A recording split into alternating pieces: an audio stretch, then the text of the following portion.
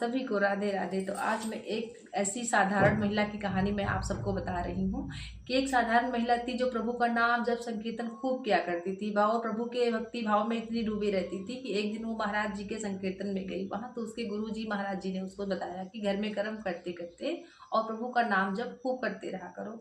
तो महिला वहाँ से सुन के वो घर चली आई।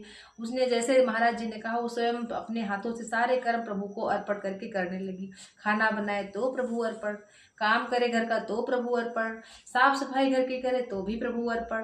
मतलब वो सारे कर्म प्रभु को अर्पण करके तभी वो पूरे काम करती थी अपने घर के। वो एक दिन वो कचरा डालने जा रही थी, जब कचरा डालने लगी उस समय वहां पर नारद जी वहां से भ्रमण करते निकल रहे थे।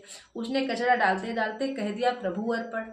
नारद जी ने जब ये देखा कि ये क्या कर रही प्रभु अर्पण, तो नारद जी के बहुत बड़ा क्रोध आया। तो नारद जी ने उसे गाल पे चाटा मार दिया। जब नारद जी ने उस गाल पे चाटा मार दिया फिर भी उस महिला ने कोई जवाब नहीं दिया और फिर से कचरा पलट करके फिर से प्रभु अर्पण। नारद जी ने उसके गाल पे दूसरी बार चाटा मार दिया। वो साधारण महिला बेचारी कुछ न बोली और अपने घर को चली गई।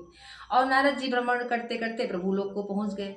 नारद जी ने प्रभु जी को प्रणाम किया और उसके बाद में वहाँ प्रभु जी के पूछा कि प्रभु आप शांत क्यों लेटे हो और आपका ये चेहरा क्यों फूला फूला सूजा सूजा दिख रहा है।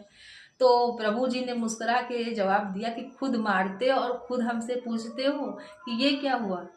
तो नारद जी कुछ समझे नहीं। नारद जी ने पूछा क्या प्रभु जी आप क्या बता रहे हो, आपकी क्या लीला है। तब नारद जी को प्रभु जी ने समझाया। तब जब नारद जी को प्रभु जी ने समझाया तो नारद जी कहने लगे कि प्रभु आपकी लीला कोई जान नहीं सकता है, आप तो सच में भाव के भूखे हैं। तो कहने का तात्पर्य यही है कि हम जो महिलाएं घर में रह के इतना बिजी रहते हैं घर के कर्म करते करते, कोई भी कर्म में प्रभु का नाम जब ध्यान करते हुए तो प्रभु भाव के भूखे होते हैं। तो आप सभी को हरे कृष्णा और राधे राधे। कैसे लगी आप सभी को ये मेरी कहानी प्यारी सी। राधे राधे।